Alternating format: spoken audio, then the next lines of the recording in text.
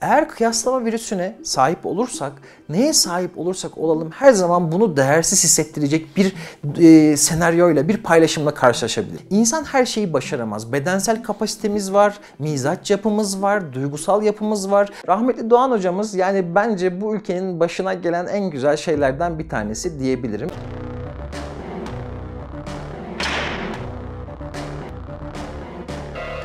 Benim hep söylediğim bir söz vardır. Hayallerine aşık ol ama saplantı haline getirme. Şimdi benim hayata bakış açım bu. İnsanı daha ileri bir noktaya getiren şey aslında hayallerimiz. Bugün mesela uzaya uydular gönderiyoruz. İnanılmaz teknolojik gelişmeler ortaya çıkıyor. Bambaşka sanat eserleri üretiyoruz. Böyle bir durumdayken hayalin kötü olduğunu söylemek mümkün mü? Bugün evimizin içinde yaşadığımız konforu bile düşündüğümüz zaman bu birilerinin hayaliydi zamanında. Mesela dikiş makinesinin icadını anlatırlar. Adam bunu rüyasında görüyor artık çözemediği bir noktada. İğnenin deliğini nereye koyacağım diye düşünürken. Bu birinin hayaliydi. Bugün o dikiş makinelerinin kurulması sonrasından tekstil sanayinin gelişmesi, hazır giyimin gelişmesine sebep oldu. Şimdi burada hayal her zaman hayatımızda olması lazım.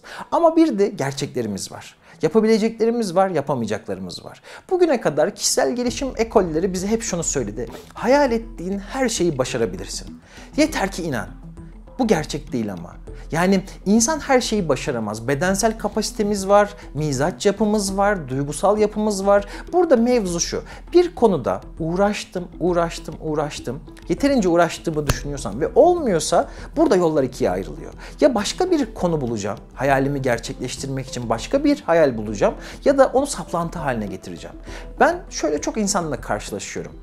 Mesela bir kapı, o kapıyı çalıyor. Durmadan çalıyor. Yıllar geçiyor, kapı açılmıyor. Ve asla başka bir şeye bakmıyor. Şimdi o kapının başında beklediğim zaman ve durmadan ondan başka bir şey düşünmediğim zaman hayatın geri kalanı benim gözümün önünde yok olup gidiyor. Olası fırsatların hepsini kaybediyorum. İnsanlara bakıyorum 10 sene KPSS sınavına giriyor. İlla memur olacağım diye. Hayalim bu. Tıp okuyacağım diye 7 sene sadece tıp kazanmak için sınava giriyor ama olmuyor. Belki o anda kazanabileceği, belki de kendi varoluşunu tamamlayabileceği bir sürü meslek olabilecekti. Hepsini kaçırıyor. Buradaki mevzu şu. Uğraştım olmadı. Pes etmek lazım. Güçlü insanların en önemli özelliklerinden birisi yeri geldiği zaman eğer boşa kürek çekme noktasına geldiklerini anlamışlarsa vazgeçmesidir. Vazgeçmek yerinde yapıldığı zaman en güçlü özelliklerimizden birisi. Şimdi insanın kendisini kabullenmesi lazım. Her şeye gücümüz yetmez. Bazen mantıklı davranamayız, güçlü davranamayız, zayıf özelliklerimiz vardır. Her konuda yetenekli olamayız. Yani ama şu çok popüler bir söylem ve herkesin hoşuna gidiyor. Her şeyi yapabilirsin. Her şeyi yapamazsın. Ama her insanın iyi yapabileceği, hatta çok iyi yapabileceği bir şey var. Buradaki mevzu şu. Ben bir konuyu denedim. İyi yapamıyorum. Uğraştım olmadı. Bir sonrakini denemeliyim ki en iyi yapabildiğim şeyi bulabileyim. Onun haricinde o hayal kırıklığı dediğimiz şey aslında hayalleri saplantı haline getirmekle alakalı. Yoksa ben bir konuda başarısız olmuşsam bu bir tarafıyla bir hüzün verse de bir öğrenme. Ben bunu başaramıyorum diye. Yoluma devam edersem her bir hayal kırıklığı sonrasında bir başarıyı inşa etmem konusunda bana yardımcı olacaktır diye düşünüyorum. Sosyal medya hayatımızın vazgeçilmezleri arasında ve tamamıyla hayatımızdan çıkartmak da mümkün değil. Öyle olmaması gerektiğini düşünüyorum ben. Çünkü hayatımızı bir noktada kolaylaştıran bir tarafı da var. Ama şöyle bir durum var. Eğer zihnimle sosyal medya arasına bir filtre koymazsam burada zihnim orada gördüğüm her şeyi gerçek gibi yorumlama eğiliminde. Bakın insanlarla karşılaşıyorum bazen mesela böyle Instagram'da çok takipçisi olan insanlarla gerçek hayatta karşılaştığım zaman orada gördüğünüz fotoğrafıyla gerçeği arasında bile inanılmaz fark var. Filtreler, photoshoplar, müdahaleler yani bir hayal dünyası orası. Ama ben zihnimde oradaki şeyleri gerçek gördüğüm zaman birçok açıdan kendimi yetersiz görme eğilimindeyim. Herkes dünyayı geziyor. Herkes çok eğleniyor. Herkes her zaman çok mutlu. Bu çift ne kadar mutlu. Kadının, adamın bir sürü çocuğu var. Hiç mi kızmıyor? Ne kadar anlayışlı. Şimdi eve dönüp bakıyorum. Lan diyorum ben ne kadar çirkinim. Göbeğime bak diyorum. Basenlerim ne kadar kalın diyorum. Çocuğuna kızıyorsun ben iyi bir anne değilim, iyi bir baba değilim. Onlar ne kadar iyi yapıyor. Şimdi oradaki dünyayı aslında bize sunulan tarafları olduğunu bilmemiz lazım. Kimse ağladığı anı eğer prim çekeceğini düşünmüyorsa paylaşmıyor. Ya da o anda çocuğuna kızdığı zamanı paylaşmıyor. Sadece bize iyi olanı gösteriyor. Ama biz oradaki süreci kesintisiz gördüğümüz zaman ne kadar mutlular. Buradaki mevzu bizim oradaki gerçekliğin yalan olduğunu, bize sunulan şey olduğunu anlamamız lazım. Ve kıyaslama virüsü denilen bir mevzu var.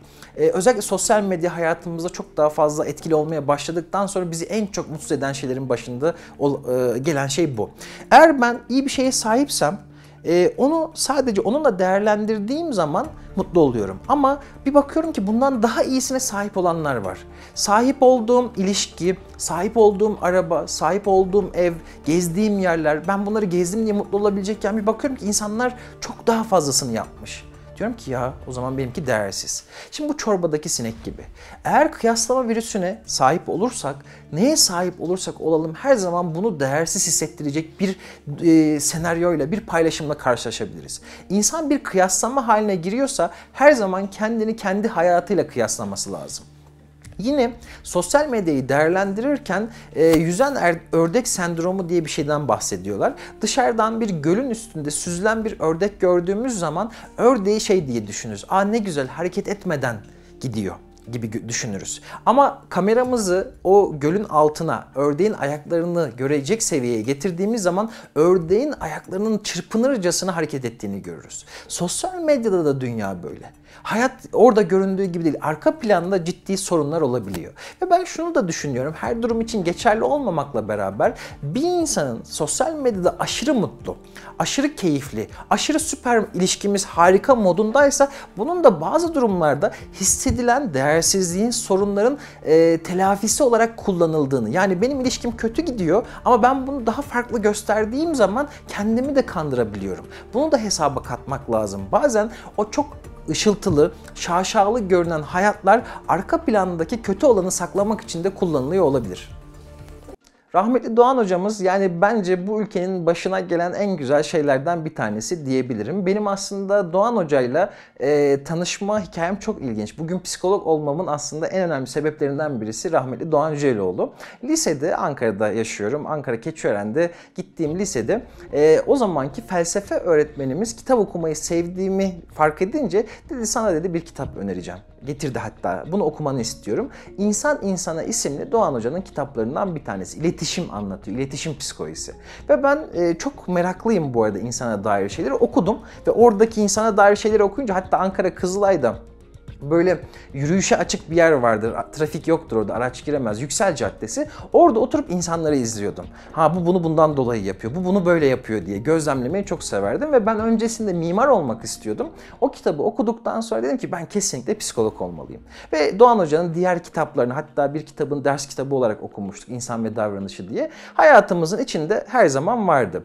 Ve günün birinde benim aklımda hep tanışma fikri vardı ama yolumuz kesişmemişti. Benim aklıma dedim ki ya bu üstadlarla, hocalarla benim bir araya gelmem lazım ve videolar çekmem lazım. Ustalarla Söyleşi diye bir seri düşündüm YouTube için ve bir yandan çekiniyorum da birkaç arkadaş vesilesiyle oraya buraya aradım ve ben Doğan Hoca'nın telefon numarasını buldum. Bu arada birilerini direkt aramak çok korkarım yani rahatsız etmekten dolayı WhatsApp'tan yazdım.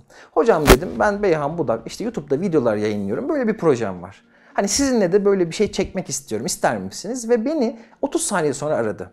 Beyhan dedi, seni dedi severek takip ediyorum, inanılmaz şeyler yapıyorsunuz. O anda bir yandan iki kişi gibi olmaya başladım ben. Yani bir tarafım Doğan Hoca ile konuşuyor, öbür tarafım diyor ki ya bu gerçek mi? Yıllardır takip ettiğin Doğan Hoca seni arıyor. 39 dakika mı, 49 dakika mı yanlış olmasın o kadar telefonda konuştuk. Ya her videomu izlemiş neredeyse.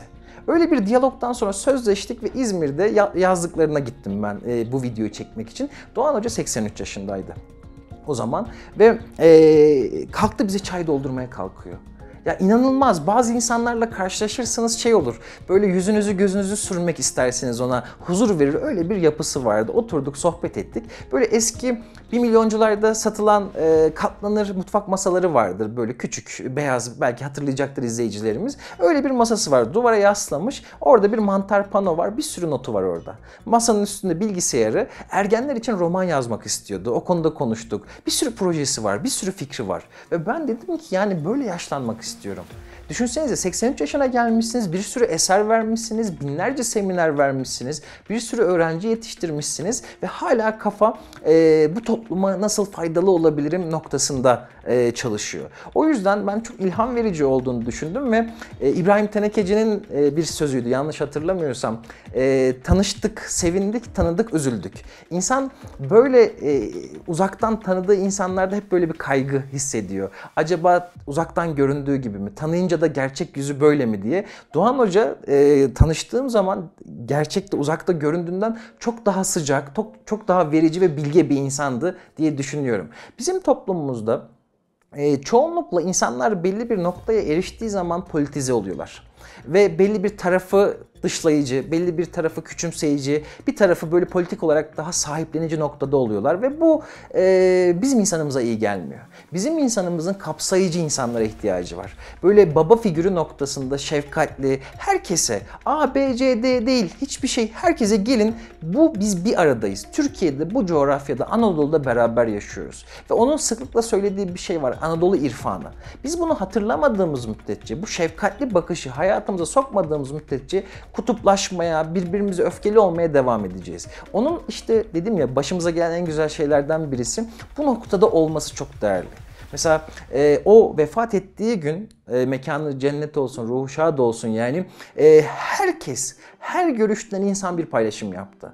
Yani bunu ben bir Barış Manço'da görmüştüm mesela. O zaman daha çocuktum. Yani herkesin sahiplendiği bir şey. O noktada herkesin sevgisini kazanabilmek, herkesin hikayesinde, kendi yaşam hikayesinde minicik de olsa bir katkı sağlamış olmak bence çok değerli diye düşünüyorum. Umarım bu toplumda nice Doğan Cüceloğulları çıkar diye ümit ediyorum.